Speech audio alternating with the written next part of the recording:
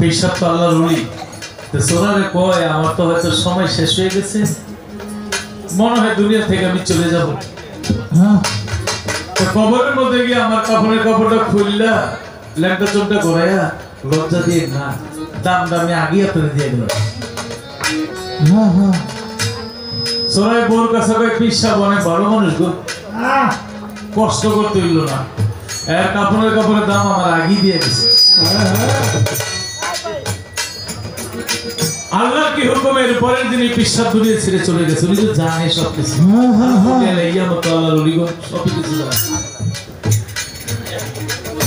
যদিও মরণ হয় না তবে কায়া তো বদলাইতে হয়। পেশাবের ভক্তরা তারা বিদেশি দামি কাপড় দিয়া পেশাবের কাপড়ের কাপড় পরায় মাটি মঞ্জিল করছে। এখন সোরায় খালি ঘুমাইতে যাইতে খালি যাইতে বউ খালি যাইতে ধরো তোমার পেশাব আগেই তো টাকা দিয়ে গেছে, আমার উচ্চ লোকে আমার ঠগাই দিয়ে গেছে। তো কেমনে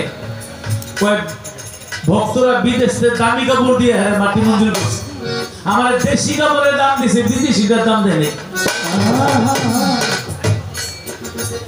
পেশাব আমার ঠকে দিয়ে গেছে না, আমি ছাড়ুন না। চলে শুনে না ধর্মের কাহিনী চলে গেছে কবরস্থানে গিয়া মাটি খুইলা পেশাবের জামা ধরে যখন টান দিছে, পেশাবটা আল্লাহর ওলি, উনিও চোরার কলারের মধ্যে রয়েছে। আমি আপনার আগেই দাম দিয়েছি, আবার আইছেন কেন? 40 বছর যে কাপড়ের কাপড় চুরি করছে কেউ তার এই কথা বলে নাই। মরা কথা কইছে, কলজা ভাইটা সরে মরে গেছে। এইভাবে শোয়া সোনার এইভাবে যাচ্ছে না, চোরা মরার সময় পেশাবের বুকটার মধ্যে বসে। মন কেন্দ্রকে 2 ফেরেশতা আইসা আয় তোরে মজা দেখাইতেছি। 40 বছর কাপড়ের কাপড় চুরি করছে, আবার পেশাবে অগ্রিম দাম দিয়েছে। এরপর আইসোস যখন গুরজুলে আইসে পেশাব 2 হাত তুলে আল্লাহর কাছে মামলা করো। ও জানি অনেক অপরাধ করেছে, কিন্তু মরার সময় আমার বুকটার মধ্যে যে পড়ছে। বলি আল্লাহরা তো আল্লাহর বন্ধু, আল্লাহ আপনার বন্ধুর বুকটার মধ্যে পড়ছে, ওর বুকটা কেমনি আপনি দোজখের মধ্যে জ্বালাইবে, ওরে আপনি ক্ষমা করে দেন। আল্লাহকে মনকে লোকের ছেড়ে দাও, ছেড়ে দাও। আমার বলি 2 হাত তুলে আমার দরবারে বলেছে আমি ওর জীবনের গুনাহ মাফ করব, জান্নাত নসিব করে দিলাম। বলে সুবহানাল্লাহ। এজন্য দয়াল বাবা বুসাই পাগলার দরবারে একটু ধুলি গায়ে মাখেন, সারা জীবনের জন্য এই ধুলির উসিলে আল্লাহ আপনাকে ক্ষমা করে দিতে পারে। পারে না? ভালোবাসা ধুলির প্রতি, দয়ালের দরবারের প্রতি একটা প্রেম, একটা ভালোবাসা সৃষ্টি করে। আমার নবী প্রথমে আল্লাহ নবী তোমার কাছে তৃতীয় মনোর হাত চলতে তারা পঞ্চম নম্বরে নিঃশ্বাস নতুন সবে তৃতীয় সপ্তম আব্দুল্লাহ শিখ অষ্টমে মামিনার গর্ভে নবমী ভূমিষ্ঠ পৃথিবীতে দশমে 50 বছর 2 মাস 7 দিনে চলে যায় মেরাজের মধ্যে। আমার নবী কথা বলে আল্লাহর সাথে, কিন্তু যেমন কথা কইতেছে মাওলা আলী। তা আমার নবীকে আল্লাহ এই আরশের মধ্যে আমি কার সাথে কথা বলতেছি? বলে আমার সাথে, আপনার আল্লাহর সাথে। কথা হলে আল্লাহর গলার সুর এরকম কেন? যেমন আমি গান গাই, আমার গানের একটা স্টাইল আছে না? হ্যাঁ, ফকির আবুল সাহেব গান গায়, তার একটা গানের স্টাইল। মানিকগঞ্জের আবুল ভাই গান গায়, ওনার গানের স্টাইল আলাদা। আরিফদর সাহেব গান গায়, ওনার গানের স্টাইল আলাদা। একজনের গানের পরশালী ভাই গান গায়, তো ওনার একটা গানের স্টাইল আলাদা। এক একজনের এক এক স্টাইল আছে না? তা আল্লাহ যে কথা কয়, মাওলা আলীর কণ্ঠস্বর, ওই কণ্ঠের ভয়াস, ওই স্টাইল, ওই ভাব, ওই প্রেম, নবীকে আমি কার সাথে কথা বলি? বলে আমি আল্লাহর সাথে। কয় তাহলে মনে হয় আমি হযরত আলীর সাথে কথা বলতেছি। আল্লাহ বলে হ্যাঁ আপনি ঠিকই বলছেন, আপনি সবচেয়ে বেশি ভালোবাসেন হযরত আলী করে বলল ঝুঁকে, তাই আপনার ভালোবাসার মানুষের কণ্ঠে সুর নিয়েছি, তার স্টাইল নিয়েছি, তার ভাব আমি নিয়েছি। এর জন্য ভালোবাসা সৃষ্টি করে বাধাতুল্য ছোট ছেড়ে দিলেন।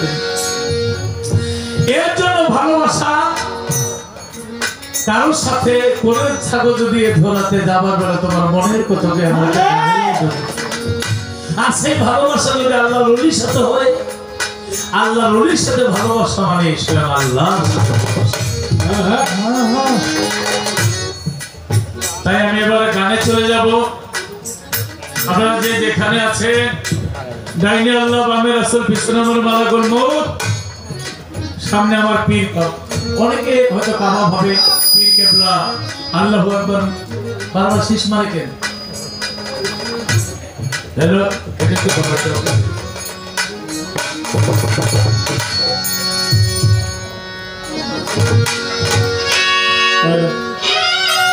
কোন চিন্তা হয়ে আছে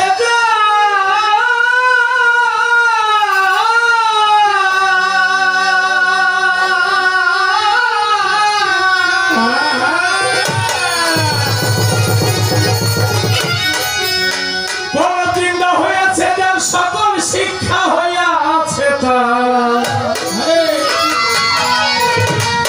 জ্ঞানের রাজ্যে করেছে মাস্টারি, খাটি ফকির এলেমের ডুবরি, ওরে খাটি ফকির এলেমের ডুবরি, ও মনে পারি খাটি ফকির এলেমের ডুবরি।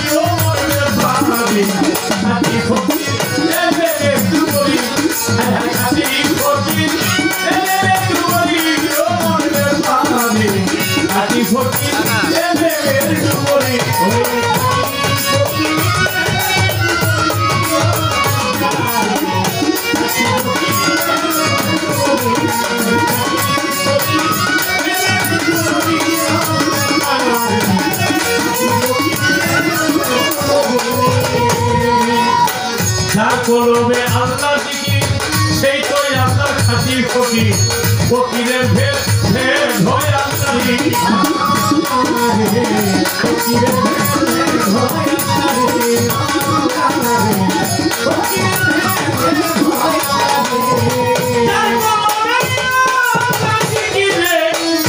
কলবে আল্লাহ দিকি সেই তো আপনার খাঁটি ফকির, ফকিরের ভেদ ভেদ হয় আল্লাহ দিকি।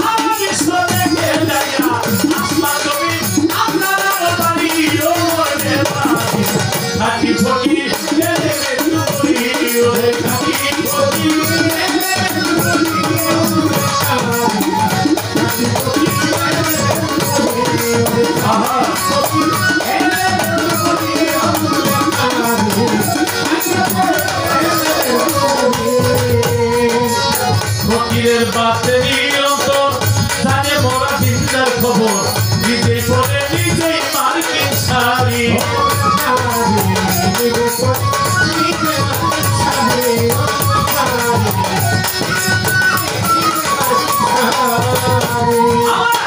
ফকিরের বাতেরি অন্তর জানে মোরা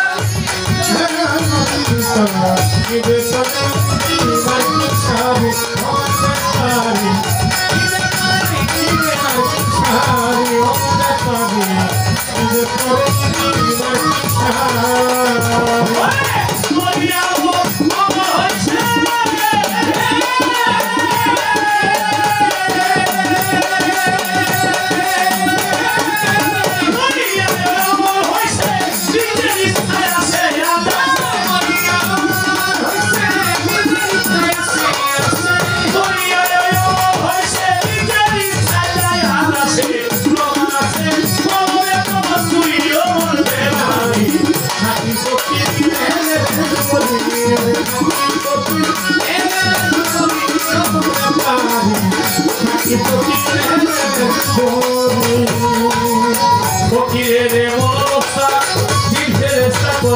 শ্রদ্ধা চন্দ্র সূর্য নত ভক্তি করি চন্দ্র সূর্য নত ভক্তি করি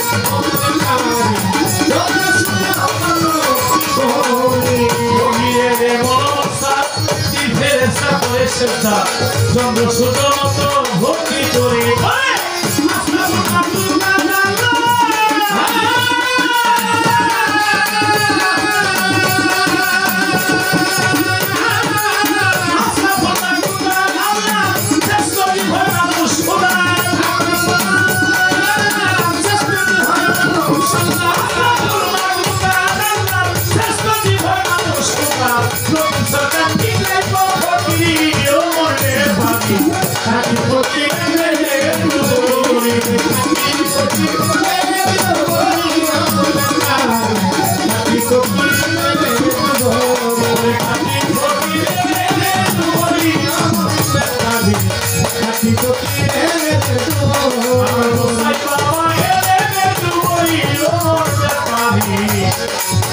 আমার গোসাই পাগল কাটি ফকিরে তারে কি আর পাশরিতে পারে তারে পাশরিতে পারে মনে অনেক লাগে তারে তারে কি আর পাশরিতে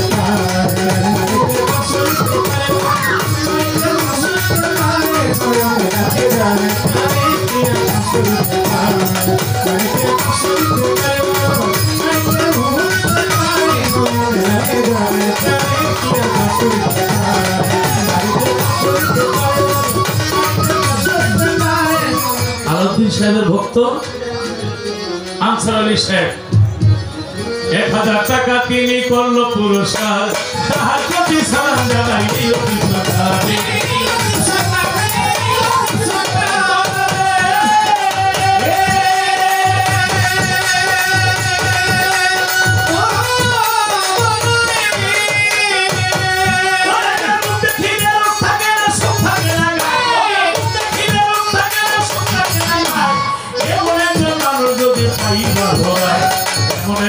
শিষ্য ধারাইলে সংসারে এমন একজন ঘোরাপি খাইলে সংসারে এমন একজন আহাদুদ্দিন ছাড়াইলে সংসারে এমন একজন বিল্লাল পাগল খাইলে সংসারে এমন একজন বিশ্বশ্বরী খাইলে সংসারে এমন একজন বইলা বইলি খাইলে সংসারে এমন একজন মহিন বাবা খাইলে সংসারে এমন একজন সাহারি বাবা খাইলে সংসারে এমন একজন মেঘা বাবা খাইলে সংসারে এমন একজন রাজা বাবা খাইলে সংসারে এমন একজন মাপা গলি খাইলে সংসারে এমন একজন বড় পীর খাইলে সংসারে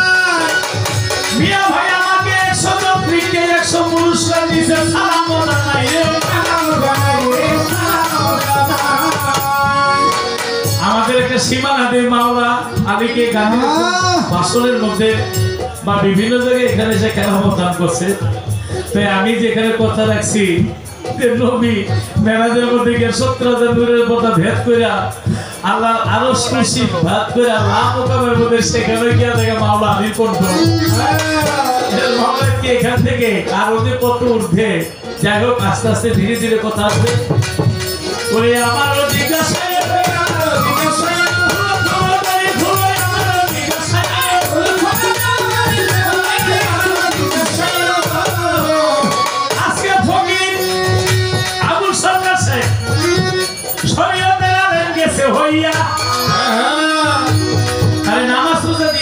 করবো তবে একটু ব্যতীত কি হাত পা চক্ষু কর্ণ নাসিকা ত্বক বা জিহ্বা গোচর লিঙ্গ 10 ইন্দ্র দেহের মধ্যে তার মধ্যে 5টা হলো জ্ঞান ইন্দ্র 5টা হলো কর্ম ইন্দ্র 5টা জ্ঞান ইন্দ্র কি যেমন ফজরের 2 রাকাত নামাজ এই চাম ইন্দ্রের জন্য শুকরিয়া স্বরূপ পৃথিবীর মধ্যে এসেছে জোহরের 4 রাকাত নামাজ শুকরিয়া স্বরূপ এই পৃথিবীর মধ্যে এসেছে চক্ষুইন্দ্রিয়ের জন্য।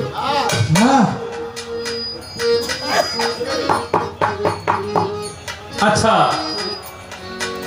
আসরের 4 রাকাত নামাজ আমরা পড়ি, কিন্তু জিহ্বেন্দ্রিয়ের জন্য শুক্রিয়া স্বরূপ পৃথিবীর মধ্যে এসেছে।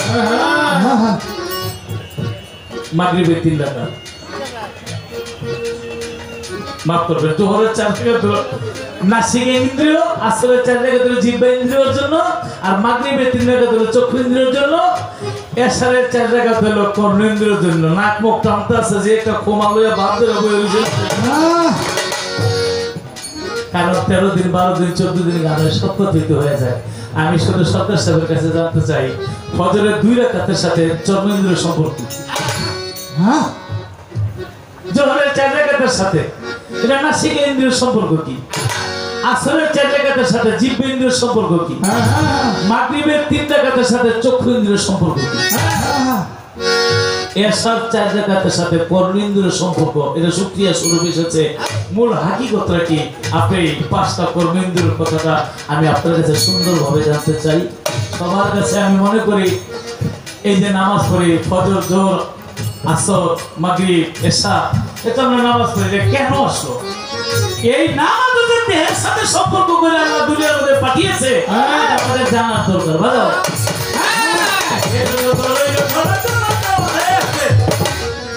ছোট ছোট বাজো, 5 ওয়াক্ত নামাজে কয় ফরজ? 70 ফরজ নাকি? ফজরের 2, জোহরের 4, আসরের 4, মাগরিবের 3, এশার 4। এই 70টা ফরজ আল্লাহ আকাশের 3টা জায়গা থেকে আইনে এই নামাজের মধ্যে 17টা ফরজ দিয়েছে।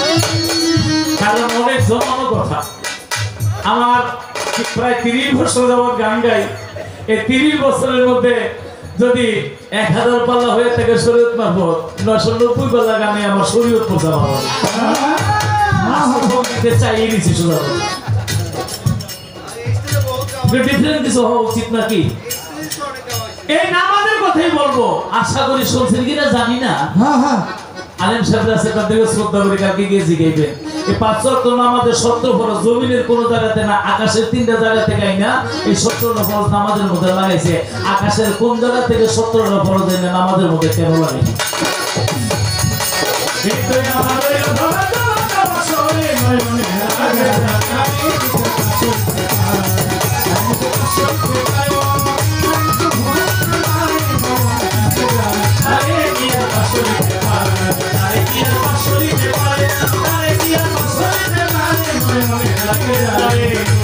আমার কোথায় চাঁদে রেখি আসলিতে পারে।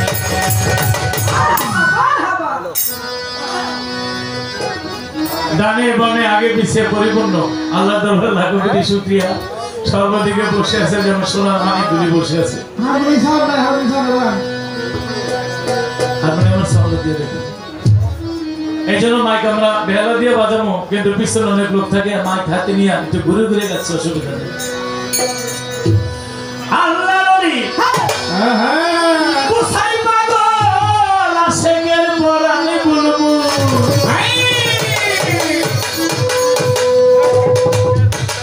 আমি কিন্তু বলি না তোমার, আমি এখন না বললে তো পারি না, ওরা বলে তুমি পিকচারে সাউন্ড দিচ্ছ না কেন ভাই? আচ্ছা, তোমার থেকে ওই সময় চাইয়া নিলাম, নেওয়ার পরে আবার নাই কেন? আচ্ছা, দেওয়ার পরে কমে যায় কেন? আমি বলি বলতে চাই না তো, তবে আমার কাছে মাইক নিয়ে কোনো কথা বলতে না করছে। কিন্তু 7-8টা তো এখানে যে টেকনিশিয়ান ভালো, যেখানে যা লাগে দিয়ে ওই চুপ করে হিসাবের মতন বসে, আর যেগুলি বুঝে তো সেগুলি এই গুড়ি গাড়ি খালি লাতি। তার অর্থ আমি চাইলাম তোমার দিলা, দেওয়ার পরে থাকে না কেন? আচ্ছা ঠিক আছে, এখন এসে পরে থাকে না, তুমি 2 হাত দূরে বো ভাই, 2 হাত দূরে বো, আর দূরে তোমার মাইক ভালো, মাইক ভালো, তুমিও বলো তোমার মাইকও ভালো, ভালো না খালি বেশি মাইক ধরে যায়। কারণ ওর তার হাত পাও নাই, এখন লইলাম এরপরে থাকে না। এই যে গুলি গাড়ি আপনার এর জন্য ভালো, মাইক ভালো, ভালো।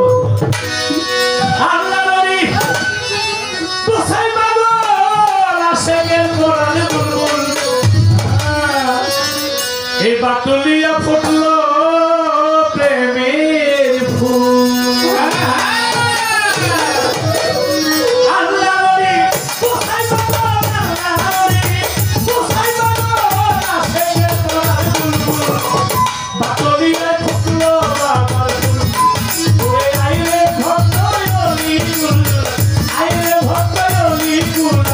কোথায় বাবার ছুটি আছে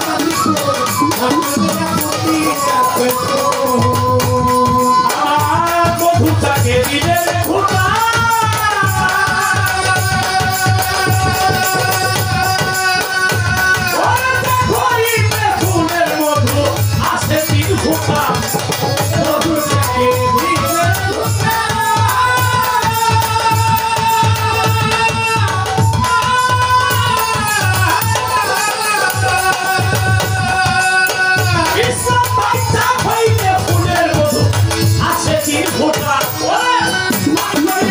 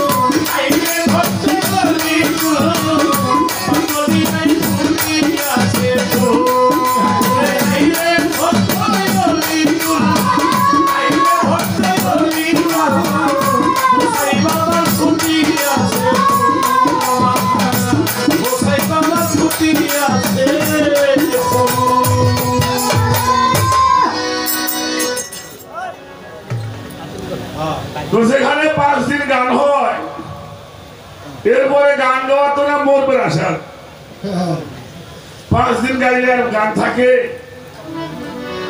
তারপরে আপনাদের দোয়া আশীর্বাদ নিয়ে আমরা দুজন দাঁড়িয়েছি। আমার পাশে যে মানুষটা আব্দুল লতিফ সরকার,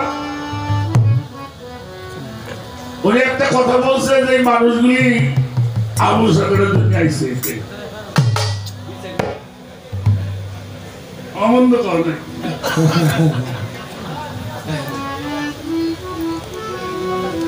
তো পালাগানে যাওয়ার আগে বলবো আমি একজন সাধারণ মানুষ বাবা, অনেক ভুল ত্রুটি হতেই পারে, এটা স্বাভাবিক। আমরা দুজন শিল্পী মোটামুটি 6.5 ঘন্টা কথাবার্তা বলবো। যত বড় ওয়াজিয়ানি হোক 1 ঘন্টার বেশি কোনো ওয়াজিয়ান বয়ান করে না। বড় বড় স্কলার যারা, তাদের প্রাতিষ্ঠানিক শিক্ষা আছে, আর আমাদের এই বিচার গানটা হলো গুরুমুখী বিদ্যা। বাংলাদেশ না সারা পৃথিবীতে এমন কোন সংস্কৃতি নাই যে 7-8 ঘন্টা একটা জায়গার মধ্যে মানুষকে বসাইয়ে রাখতে পারে। সেটা একমাত্র আমাদের বাংলাদেশের এই পালা বিচার গান, যেখানে সর্বস্তরের মানুষ, হিন্দু, মুসলমান, বৌদ্ধ, খ্রিস্টান নাই, সমগ্র জাতির মানুষ পাশাপাশি বসে এই কথাগুলি তারা শুনবে।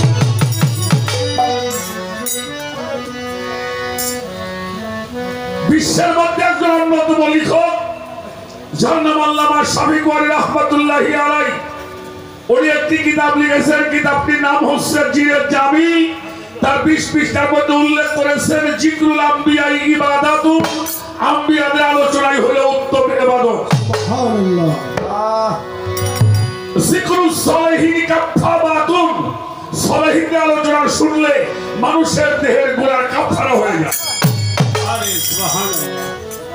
আমরা যতক্ষণ পর্যন্ত বাবা মুচাই পাগলার এই দরবারে বসে আল্লাহ রসুল ওলিয়া উলিয়াদের সম্মান শুনবো, ততক্ষণ পর্যন্ত আমার এই দেহ থেকে পাপগুলি ঝরে ঝরে আস্তে আস্তে পড়ে যাবে।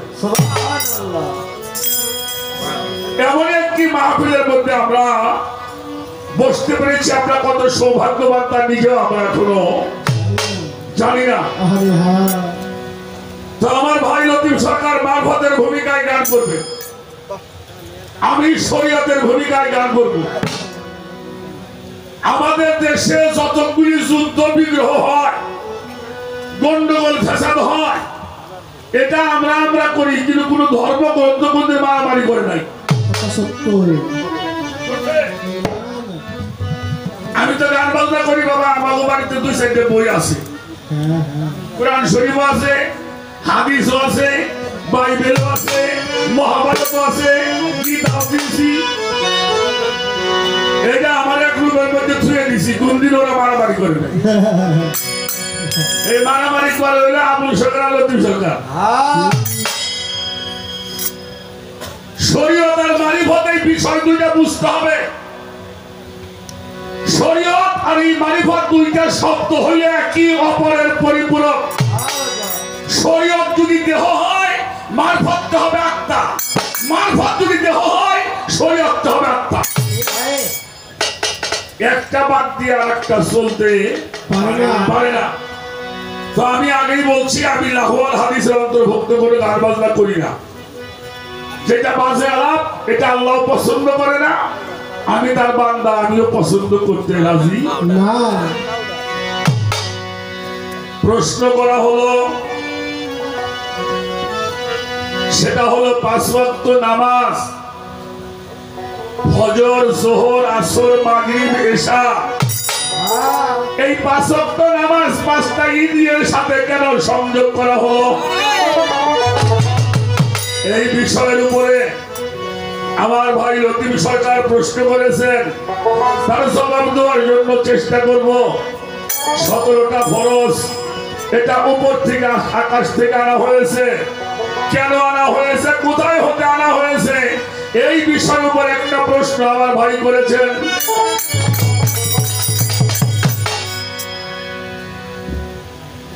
মাওলা আলী সম্বন্ধে কয়েকটি কথা আমার লতিফ সরকার ভাই বলছেন।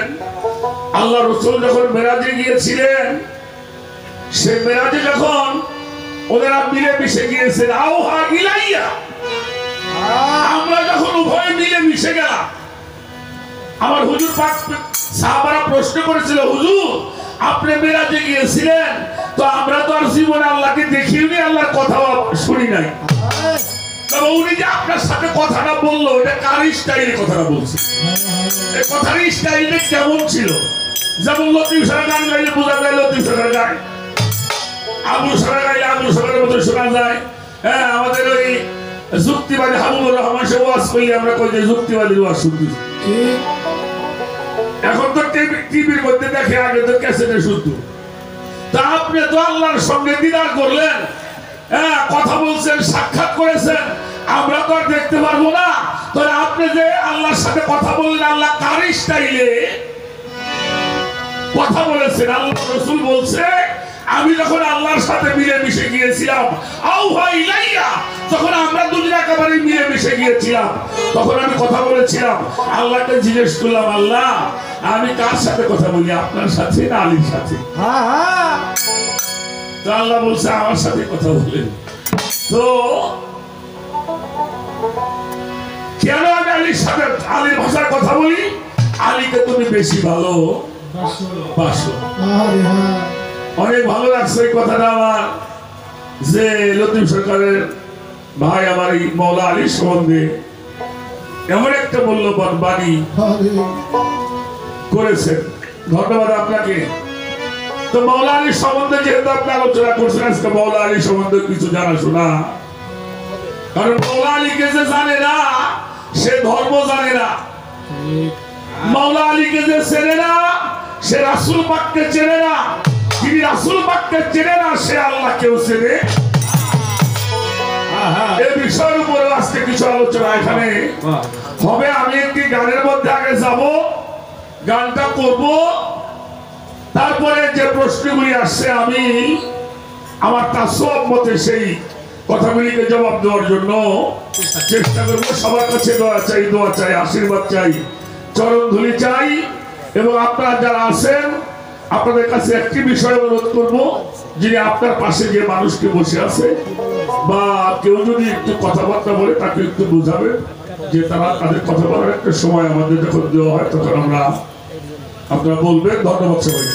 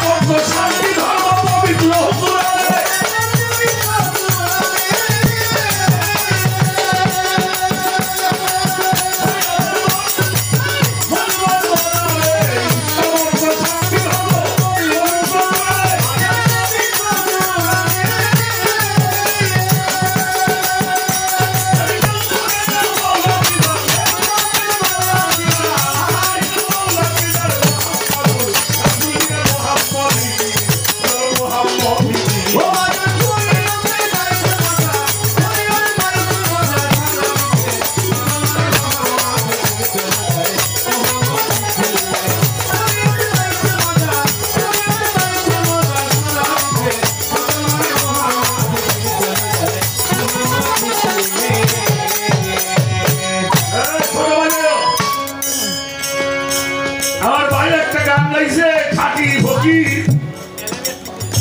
এলেমের ডুবল, এটা আমি মানি। ফকির এলেমের ডুবলি এলেম আছে, আলেম যে অজ্ঞানী তাও কিন্তু না। আলেম কারে কয়? আলেমের বাংলা কি? কি এলেম অর্জন করলে আলেম হয়? শরীয়ত, তরিকত, হাকিকত, মারিফত, ওয়াহদানিয়া, নবুওয়াত, বেলায়েত, রিসালাত, খেলাফত, মাওলাইয়া, সাহেব, বাতিল। এই 12টা এলেম যিনি জানে সে হইল আলেম।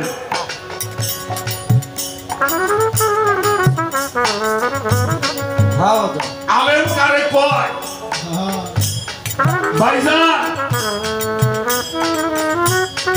স্কুল কলেজ মাদ্রাসায় আলেম থাকে, থাকে না? থাকে। আমাদের ভারতের মধ্যে একটি মাদ্রাসা, সেই মাদ্রাসাটার নাম হলো দারুল উলুম দেওবন্দ মাদ্রাসা। এটা তৈরি করছেন রশিদ আহমদ গঙ্গুহি সাহেব। এই মাদ্রাসার যিনি প্রিন্সিপাল ওনার নাম মোল্লা আলী কারি সাহেব। মোল্লা আলী কারি রহমাতুল্লাহি আলাইহি তখন উনি ওই মাদ্রাসার প্রিন্সিপাল। ওই মাদ্রাসায় কিন্তু পোলাপানে পড়ে না, ছোট ছোট বাচ্চা পোলাপান না, ওটা হলো ইউনিভার্সিটি।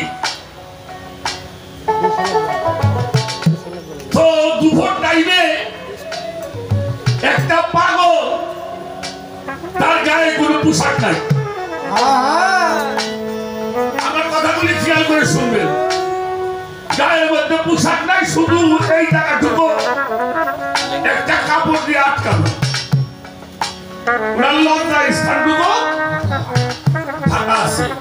এই পাগলটা ঢুকছে যায় ওই দারুল উলুম দেওবন্দ মাদ্রাসা। এখন ওই মাদ্রাসার যারা ছাত্র এরা তো বাইরে যায় না, ওই বেড়া তুই পাগল, তোর গায়ে কাপড় চোপড় নাই, কই কি করছ? হইলে কথা কয় না, আমি এক জায়গায় যাবো। কোথায় যাবা? কই আমি মোল্লা আলী কারির কাছে যাবো। যখন কইছে মোল্লা আলী কারির কাছে যাবো, তখন তার ছাত্ররা কিছু এখন বড় হুজুরের নাম যখন কইছে, কিছু কিছু বলা মানে কয় এই পাগল কিন্তু সেই পাগল না, যেহেতু আমার হুজুরের নাম কইছে তার আমি কি কয়? তুমি কি করবা? বলে তার সাথে আমার সাক্ষাৎ করতে হবে। বললে না, তোমাকে যাইতে দেওয়া হবে না। তাহলে একটা খবর নিয়ে যাও। কি খবর? একটা চিঠি লিখে দেই, এই চিঠি খান নিয়ে মোল্লা আলী কারির কাছে তোমরা নিয়ে দিবা। আইসে দাও একটা কাঁঠালের পাতা উনি তুলে হাতের আঙ্গুল দিয়ে পাতার মধ্যে কিছু লিখলেন, হাত ঘুরিয়ে দিয়ে বলে যাও এটা মোল্লা আলী কারির কাছে দিয়ে দিবা। মোল্লা আলী কারি সাহেব এত বড় জবরদস্ত আলেম, তার কাছে চিঠি পাঠাইছে। ছাত্র দেখে যে কাঁঠালের পাতার মধ্যে হাত দিয়ে কি লিখলো, তো ছাত্ররা যাই সে হুজুরের রুমে যাই, হুজুর সালাম দিয়ে দাঁড়াইছি, কি ব্যাপার? বলে একটা পাগল আসতে চাইলো, আমরা আসতে দিন একটা চিঠি পাঠাইছি। কি চিঠি? ওই কাঁঠালের পাতাটা ওনার হাতে দিবার পরে উনি ভালো করে দেখছেন পাগল লেগছে এই পিঠে, উনি পাতাটা উল্টাইয়া উনি আবার হাত দিয়ে একটা কিছু লিখে বলে যাও পাগল দিয়ে দেবে। ছাত্ররা এসে ওই পাগলের হাতে দিছে, পাগল আবার ওই পিঠটা ঘুরিয়ে দেখতেছে, দেখে ওনার ওই যে কাপড়টাতে ছিল কাঁদলে খুলে ফেলাইছি। ছাত্ররা কয় বিষয়টা কি হইল? পাগলে কি লাগলো আর আমার হুজুরে কি লাগলো? আরে পাগল কাপড় খুলে চলে গেল। কিছুক্ষণ পরে আবার ছাত্ররা যায় ধরছে মোল্লা আলী কারির কাছে, হুজুর এই পাগল রায় কাঁঠালের পাতার মধ্যে হাত দিয়ে কি লিখলো? আপনি হাত দিয়ে কি লিখলেন? কিছুই তো বুঝলাম না। মোল্লা আলী কারি সাহেব বললো শোনো, ও তো একটা মজদুর মানুষ। ও যখন সাধনা করতে বসে, মুরা খাবাই বসে, তখন ওই কাপড়টা টান লাগে, একদিক থেকে খুলে যায়, আর একদিক থেকে আবার টান দিয়ে লাগাইতে হয়। এই যে সরানোরা হয়, ও তো ধ্যান করতে সমস্যা হয়। ও ফাতোয়া নেওয়ার জন্য আসছে, জানি কাপড়টা করবো কি।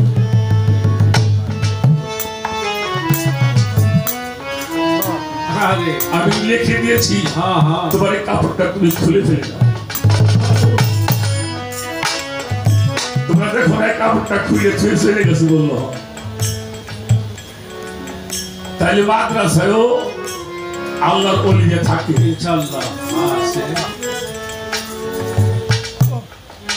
কথাটা কি বুঝতে পারছেন?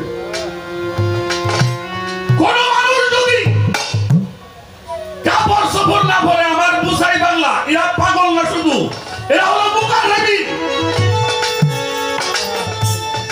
সাধারণ মানুষের ইবাদত আর আল্লাহর ওলি গো ইবাদত এক ইবাদত না।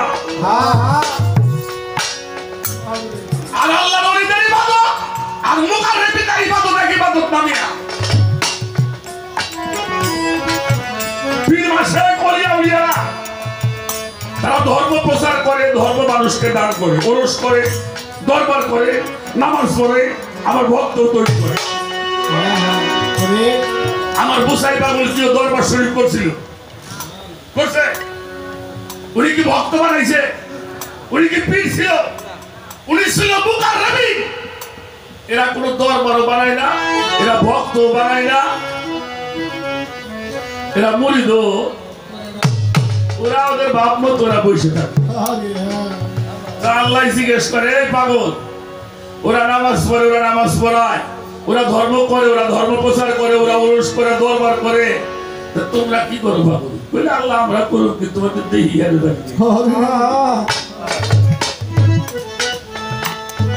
কয়টাই নামাজ কালাম পড়া লাগে না। বলে আল্লাহ কি দিয়ে কি করবে, যে তোমার হারাই ফেলাই দিই। তুমি এটা কাম করো। আল্লাহ কি করো, মানে কি করবে কস? বলে আমরা তোমার দেখি, আমাকে ইবাদতটা তুমি করে দিও। এই কথা যদি আমি আবুল সরকার সেই কথাটা আমি বলি, তাহলে আমার জন্য মনে হয় ঠিক হবে না। কথাটা বোঝা গেছে নাকি? ফকির আল্লাহর ভেদ, আল্লাহ ফকিরের ভেদ। সে ফকির তো ঠিকানা খুঁজে পাওয়া কঠিন আছে বাবা। বাড়ি গাড়ি করবে, ছেলে মেয়ে জন্মাবে, ব্যাংকেতে হাত হবে, আর গল্প করতে হবে ফকির। আমরা কিছু বুঝি না নাকি? পানি খেয়ে মানুষ হইলাম।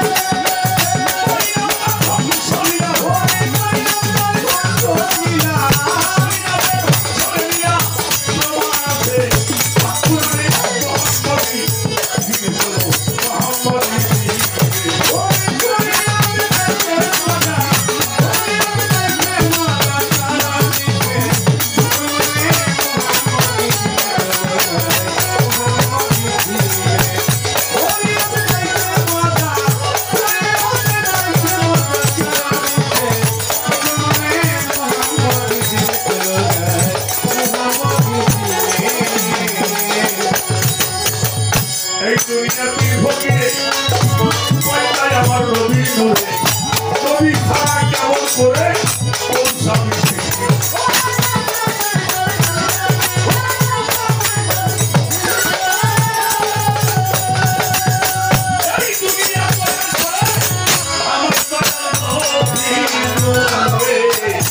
নবী ছাড়া কেমন করে কোন স্বামী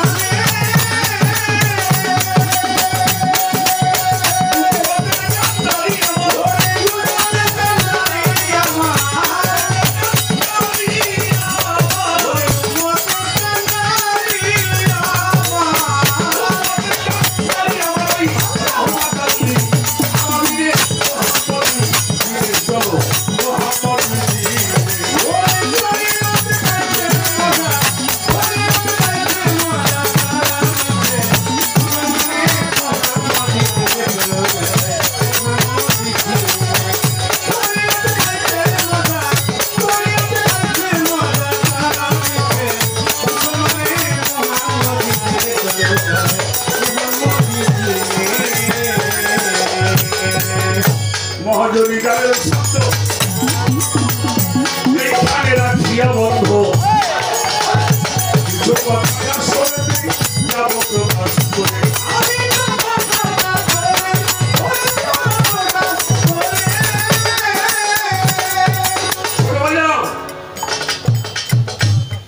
আমার লতিফ সরকার ৩২ বছর মারফত যায় না শরীয়ত থেকে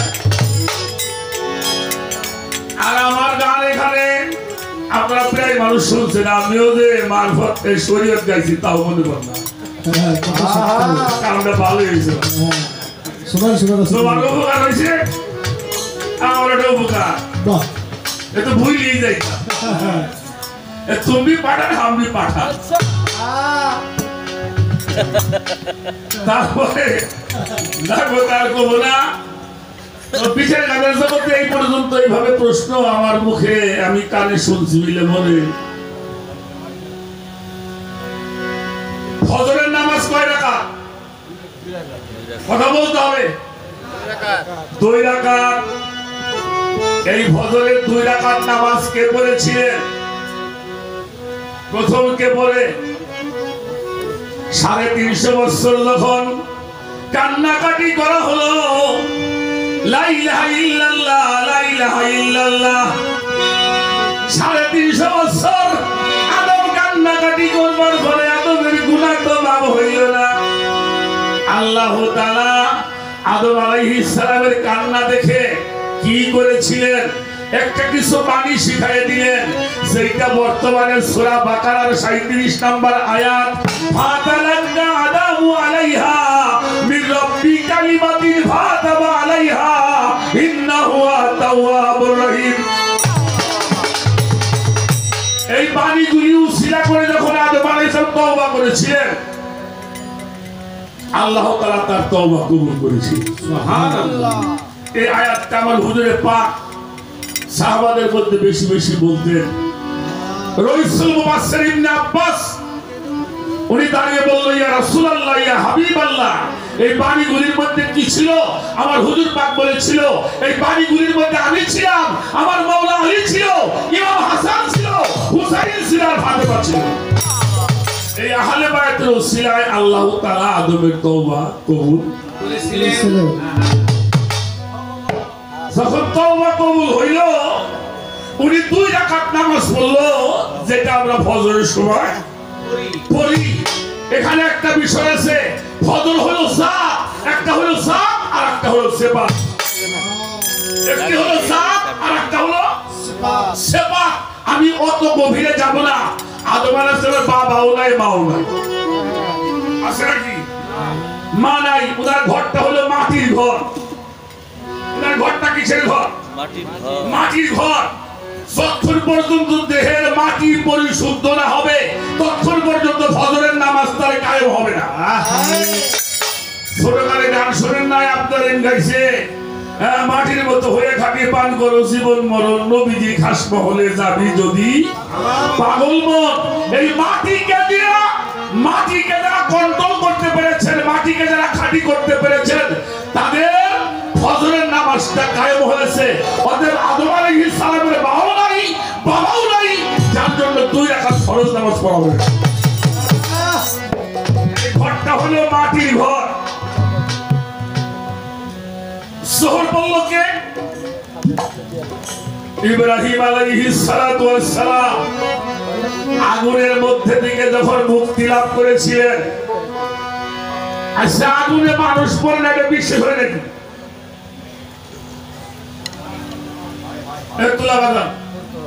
আগুনে মানুষ পড়ে না, বিশ্বাস হয়? আগুনে মানুষ পড়ে না, বিশ্বাস হয়? আগুনে মানুষ পড়ে নিয়া, আগুনে কোনদিন আগুন পড়ে না।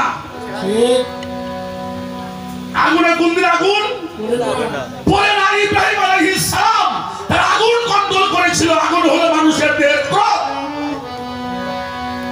যা সালাত সাধনার দ্বারা তা কন্ট্রোল করতে হয়। আগুন যখন কন্ট্রোল হয়, এই দেহটা তখন আগুনের মতো, আগুনের মতো আগুনের গুণে গুণান্বিত হয়। তখন আগুনের মধ্যে দিলে আগুন ওই মানুষটা পড়ে না, সাথে মিশে না।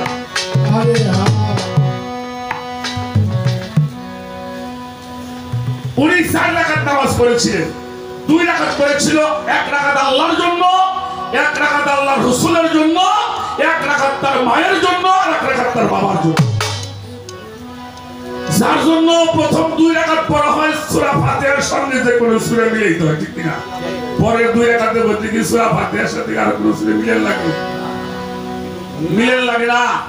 কাজেই এই আগুন যখন কন্ট্রোল হবে তখন ওই আগুনে আর আপনাকে পুরাইতে পারবে পারবে না। আগুন কন্ট্রোলটা করতে হয় সালাত সাধনার মাধ্যমে, সিয়াম সাধনার মাধ্যম দিয়ে। ইয়া আইয়ুহাল্লাযীনা আমানু কুতিবা আলাইকুমুস সিয়াম কামা কুতিবা আলাইকুম মিন ক্বাবলিকুম লাআল্লাকুম তাত্তাকুন। সিয়াম সাধনার দ্বারা আগুন কন্ট্রোল হয়। আগুন যখন কন্ট্রোল হয় তখন ওই মানুষটার জোহরের নামাজ প্রতিষ্ঠিত হয়, কায়েম হয়। সুবহানাল্লাহ। আসর পড়ছে হলো ইউনূস আলাইহিস সালাম, মাছের পেটে 40 দিন ছিল। এটা কোনো কথা হইল বাবা? 40 দিন 3 দিন পানির তলে ধুইলে পয়সা হইল ওঠে। এরপরে মাছ খাইছে, এই মাছটা আরেক মাছ খাইছে। এরপরে 40 দিন পরে তারা মাছ হজম করতে পারে নাই। কেন পারে নাই? আল্লাহ তাআলা পবিত্র কোরআন শরীফের মধ্যে বলছে, আল্লাহু খালাকাল্লা কুল্লা দাব্বাতুম মাই, আমি যাহা সৃষ্টি করিয়াছি তাহা পানি হতে সৃষ্টি করিয়াছি। ওয়াজআলনা মিনাল মাই কুল্লু শাইইন হাই, প্রাণবান যাহা সৃষ্টি করা হয়েছে তাহা পানি হতে সৃষ্টি করা হয়েছে।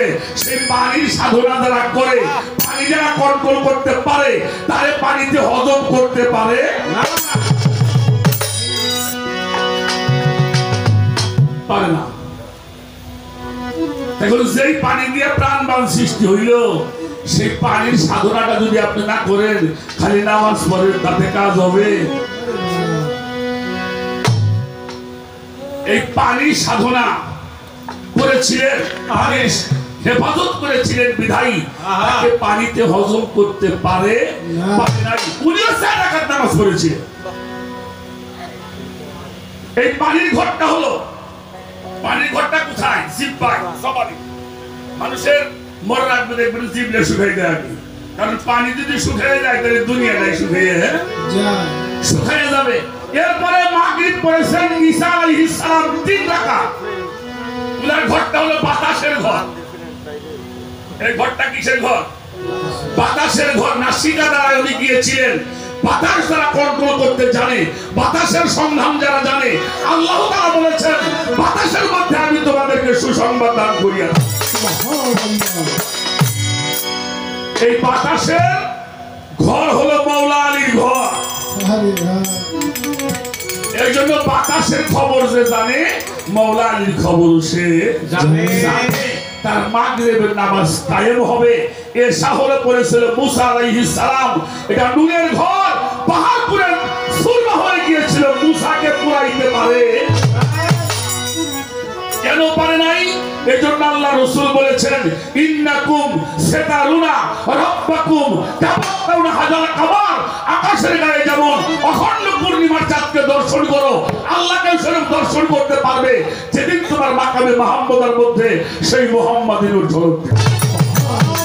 এই নূরের ঘর কন্ট্রোল করতে হবে। নূরের ঘর যার কন্ট্রোল হয় নাই তার এশা পূর্ণ হয় নাই, এশা পূর্ণ যার হয় নাই তার জন্ম সরকার মধ্যে ঘুরতে হবে।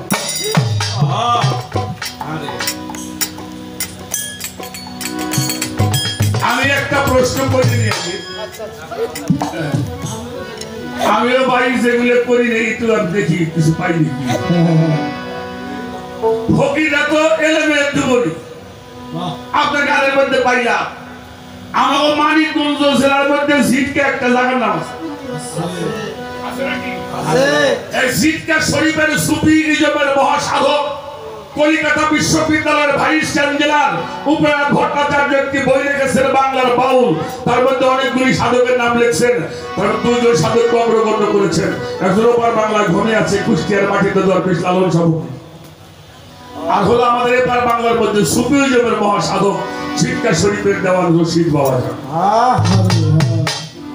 আর একটা গান আমরা শিল্পীরা গাই, সেনো সেনো আমার মন, সেনো পাঞ্জাব তোর, যাতে রুহু পঞ্চজন বিরাজ করে, সেনো আপন অজুদ পানি অজুদে মজুদ, রুহুল আজম তুই দেখবি নজরে।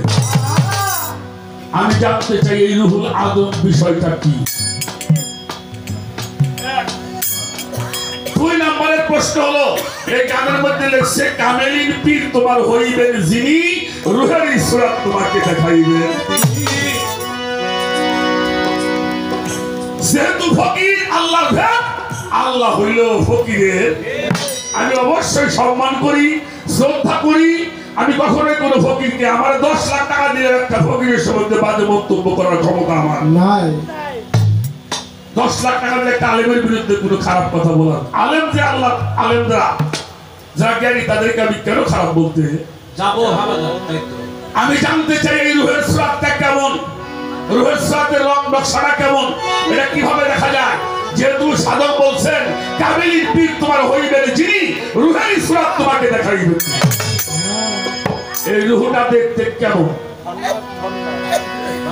দুই নম্বরের প্রশ্ন, আপনি বলছেন মওলা আলীর কথা। মওলা আলীর নামের সাথে একটা নাম আছে ওয়াজহুল্লাহ, আছে না? আছে। ওয়াজহুল্লাহ, ওয়াজহুল্লাহ হলো চেহারা, আর ইয়াদুল্লাহ হলো হাত। যার জন্য সূরা ফাত্তার প্রথম রকম 10 নম্বর আয়াত, ইন্নাল্লাযিনা ইউবাইয়ুনাকা ইউবাইয়ুনাল্লাহি ইন্নামা ইয়াদুল্লাহি ইয়াদুল্লাহ হলো হাত। যারা আপনার হাতের উপরে হাত রাখিয়া শপথ গ্রহণ করিল, যাদের হাতের উপরে আপনার হাত, ওদেরকে জানাই দেন ওটা আপনার হাত না, ওইটা আমার হাত। মওলা আলীর নামের সাথে একটা শব্দ আছে ওয়াজহুল্লাহ। এই ওয়াজহুল্লাহ শব্দটা কোন দিন থেকে ওনার নামের সাথে সংযোগ করা হলো, আর এই নামটা কোন সাধনার বিনিময়ে লাভ করেছিলেন, এই বিষয়টা আপনি আলোচনা করবেন।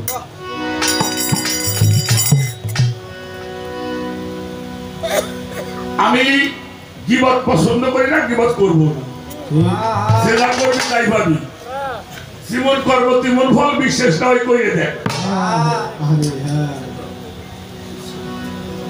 খোদা প্রাপ্ত মুকাম হলো 3টা। একটি হলো আরশে আজিম, একটি হলো আরশে আলা, আর একটা হলো আরশে আল্লাহ। একটা হলো আরশে আজিম, একটা হলো আরশে আলা, আর একটা হলো আরশে মোল্লা। 3টা জায়গা থেকে 17টা ফরজ এই মানুষের হেদায়েতের জন্য আল্লাহ পাক এই নামাজের মধ্যে প্রতিষ্ঠিত করেছেন। এই 3টি জায়গার মধ্যে আল্লাহ কথাগুতি হয়, এই 3টা জায়গার মধ্যে আল্লাহ যাওয়া আসা হয়। আমি বেশি কথা বললাম না। আমি ভাই এই এলাকাতে মেলা গান গাই, গান তুমি আজকে আমাকে দেবে। তো আমি গান গাবের ভয়টা তুমি গাওয়াটা কায়দা আমি করে দেবো। বেশ বেশ হ্যাঁ, পারাবেন না পারলে আলামের ভয়। তাই করে সব পারি। এটা হলো আপনি এই বিষয়গুলি বলবেন, আর এই মারফত আপনি করেন ভালো ভাই, ঠিক আছে। আমি মারফত তো এটা আমি কেন খারাপ বলবো, যারা খারাপ বলে বলুক গে। এই যে মারফতের ফকির যারা আপনার কইতেছেন, এই যে মারফতে পিসাব দইরেই আগে 5 ওয়াক্ত নামাজ কালাম করতো, পিসাব দইরেই নামাজ কালাম বাদ দিছে। এই ব্যাপারটা কি?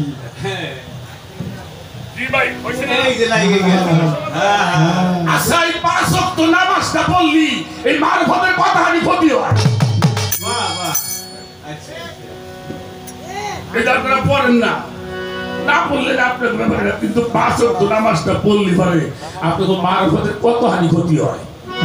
এই জন্যই আমরা এই মারফতের মধ্যে এই শরীয়তে এই নামাজটা পড়ি নিয়ে কতদিন ক্ষতি হয় আপনি করে আর পুষাই দেবো ইনশাআল্লাহ। দেখা যাক, আজকাল তো তুই সরকার তার ইচ্ছা হয়েছে মারফত দেখার জন্য, আমিও চাইছি মনে মনে যে মারফতটা যদি কায়দা করে আমার নতুন সরকার তো আমি দেখতাম একটু যে কত কি মারফতের মধ্যে আই গেছে উনি।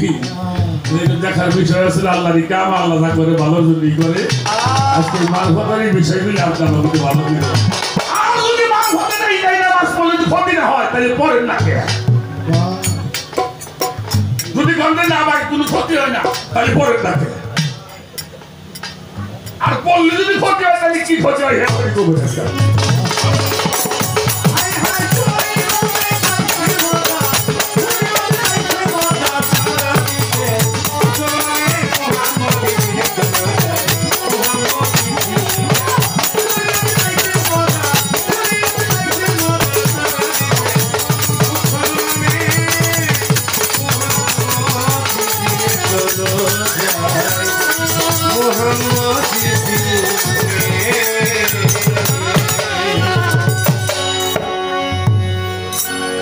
আমি ছোট্ট করে একটি আমার হুজুর পাকের শান করে বসবো, তারপরে এই কথাগুলি আপনাকে আমি আপনার যত হারি সময় লাগে যদি আপনার ব্যাখ্যা করতে রাত পড়ে যায় আমি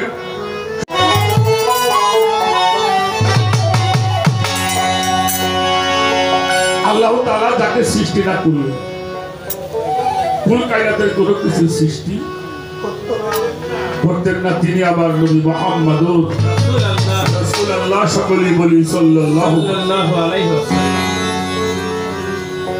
বাবাজিকে একটা কথা বলে যায়, শোনো, একটা হিন্দুর বাড়িতে আপনি যাবেন, একটা হিন্দুর বাড়িতে খাবেন, একটা হিন্দুর সাথে ব্যবসা করবেন, কোনো সমস্যা নেই, কিন্তু কোন নবী বিদ্বেষীর সাথে আত্মীয়তা করা যাবে না। যাবে না। যারা আমার নবীর দোষ ত্রুটি খুঁজে দেবে না, সে যদি আমার বাবাও হয়, আমি আমার নবীর মহব্বত করবো, আমি আমার আহলে বায়াতের মহব্বত করবো। এই মহব্বত করতে যাই যদি আমার বাবা ওই পথে বাধা হয়ে খাড়ায়, আমি বাবাকে ছেড়ে দিব। সে যদি আমার জন্ম দেওয়া ছেলেও হয়, আমি ছেলেকে ত্যাগ করে দিব, তুমি আমার রসুলকে আমি ত্যাগ করব। বিধর্মীর সঙ্গে ব্যবসা করব, বিধর্মীর সঙ্গে আমি উঠা বসা করবো, তারা কোনোদিন আমার নবীর সম্বন্ধে একটা বাজে কথা বলে বলছে। আর কোরআন শরীফ আল্লাহ কইছে, যারা আমার হুজুর পাকের আমার নবীজির দোষ ত্রুটি ধরে ওরা জারক সন্তান। আমার নবী প্রেম করতে গিয়ে যদি আমার সবাই পর হয়ে যায়, তাতে আমার কিছুই আসে না, আমার কিছু আসে যায় না। বাবাজি কত গান তো শুনলেন, আবু হুরায়রা রাদিয়াল্লাহু তাআলা আনহু আমার হুজুরে পাক, আমরা হাদিস পড়ি, বেশি হাদিস পাওয়া যায় হুরায়রা হাদিস। আবু হুরায়রা উনি পাথরের উপরে দাঁড়িয়ে নামাজ পড়তেন। আল্লাহ রাসূল একদিন হাঁটতে হাঁটতে আবু হুরায়রার বাড়িতে গেছে, যে যখন গেছে বাবা আবু হুরায়রা দৌড়ে এসে কদম মোবারকে কদম চুম্বন করছে।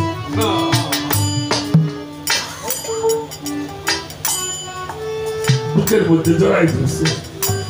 ভালোবাসাটা কেমন জিনিস লতিফ ভাইও কইল, আমি ঘরে বসা বের হবো, লতিফ ভাই একটা ফুল নিয়ে আমার জড়াই দিচ্ছে।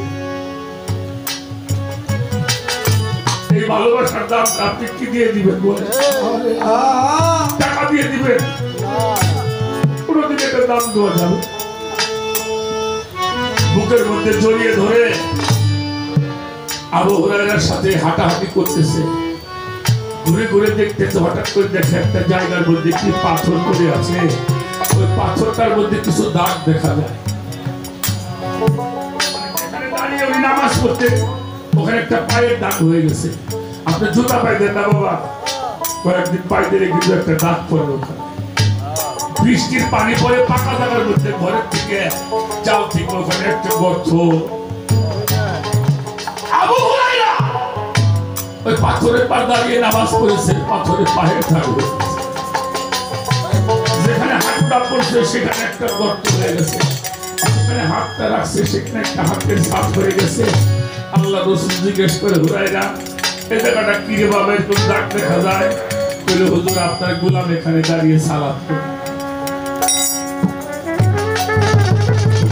চোখের মধ্যে পানি টলমল করছে। কোন ছেলে যদি ভালো কাজ করে বাবা তো আনন্দ। বুকের মধ্যে ধরে বলছে, তুই এমন সালাত করস? হুরায়রা কয়, হুজুর একটু বসতেন যদি আমার জীবনটা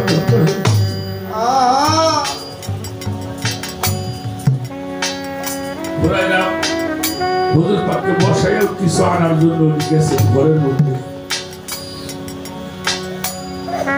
এমন সময় জিবরাইল আসছে। হুজুর আপনি বেশি খুশি হয়ে? কেন খুশি হব না? বললো, হুরায়রা যত নামাজ পড়ছে এর একটা সেজদা আল্লাহ কবুল। নবীজির চোখ বেয়ে পানি চলে আসছে। সেই মানুষটা পাথরটা হাত বানাই দিল, আর সেই মানুষটা একটা সেজদা আল্লাহ কবুল করে না। আবু হুরায়রা এসে দেখে নবীজির চোখে পানি মোবারক পড়ছে। আবু হুরায়রা হাত জোর করে কয়, হুজুর আমি কোন অপরাধ করেছি, কোন বেয়াদবি করেছি? এই হাসি মাখা মুখখানা কেন কালো হয়ে গেল? কেন আপনার চোখের মধ্যে পানি আসলো? হুরায়রা বুকের মধ্যে ধরে বলে, হুরায়রা এত নামাজ তুমি পড়েছো, পাথরকে হার মানিয়ে দিয়েছো, কিন্তু একটা সেজদাও আল্লাহ কবুল করে। এই কথা শুনে আমি কি কষ্ট না পেয়ে পারি? আবু হুরায়রা বলে, হুজুর আপনি কি কর? একটা সেজদা আল্লাহ কবুল করে না, কিন্তু আমার কি? তুমি কি বলো? বলে, আমি তো আল্লাহ দেখি নেই কোনোদিন, আল্লাহ তো আমার নামাজ পড়ে করেনি, আল্লাহ তো কোনদিন আমার বাড়ি আসে নাই, আমি তো আল্লাহ কোনোদিন দেখি নাই। আমি দেখেছি আমার নবী মুহাম্মদুর রাসূলুল্লাহ সাল্লাল্লাহু আলাইহি ওয়াসাল্লাম। আপনি দোয়া করে খালি করে গোলামের উপরে আপনি কোনো খুশি কথা বললে নবীজির কদম মোবারক করে পড়ে চোখের পানি। আবু হুরায়রা বুকের মধ্যে কাঁদতে নিয়ে কয়, হুরায়রা রে আমি খুশি না হয়ে পারি, কিন্তু আমার আল্লাহ একটু খুশি হয় নাই। হুরায়রা বলে, আমার কিছু আসে যায় না। দুজনে বুকের মধ্যে জড়াই ধরে কাঁদতেছে। আবার জিবরাইলকে পাঠাইছে, জিবরাইল তুমি আমার হুজুর আমার হাবিবকে বলে আসো প্রত্যেকটি সেজদা আমি এখন কবুল করে নিয়েছি। দুজন ভাবের জগতে চোখের পানি ফেলছে। জিবরাইল আসছে, হুজুর একটা সংবাদ বলে, কোন সংবাদ শুনতে চাই না। একটু আগে যে তুমি কষ্টের সংবাদ দিয়েছো, এই কষ্টের মধ্যে আগে আরো কোনো কষ্ট হবে না, আমি চাই না, চলে যাও। হুজুর আমি কষ্ট দেওয়ার জন্য আসি নাই, এই মুহূর্তে আল্লাহ এই কেন আবু হুরায়রার প্রত্যেকটি সেজদাকে কবুল আমার নবী যার উপরে খুশি, আমার আল্লাহ